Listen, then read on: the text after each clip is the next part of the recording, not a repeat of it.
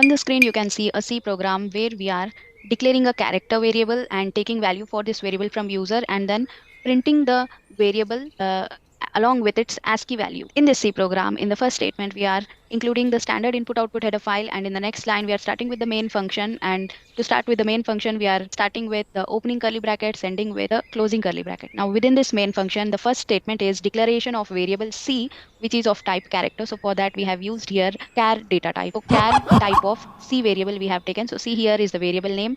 Now for this C, we are going to take value from user, which will be a character.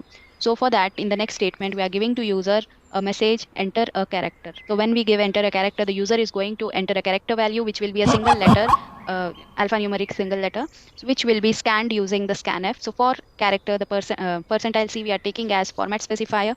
So format specifier for character is percentile C, using which we are going to scan the user entered value and we are going to place it or store it in the address of C. So here and symbol is nothing but it is address of operator. So it means address of C. So in the address of C, we are going to store the scanned value. Now we are going to have now we have the C value. Now the C value we are going to print along with its ASCII value. So to print the ASCII value or to get the ASCII value of a character entered by user, we need to print it in or print its integer format. For that, in this printf statement, we are just printing ASCII value of the string as it is. And then when we use percentile C as format specifier, then the character value will be printed. And when we use percentile D to print this character, then its ASCII value, that is integer, will be printed. So percentile D is the format specifier for integer.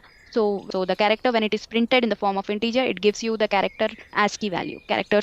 When I compile this program, I get 0 errors or warnings, and when I run it, I get a message, enter a character. For that, I'm giving uppercase A, which is going to print the ASCII value of A as 65 because of percentile D format specifier.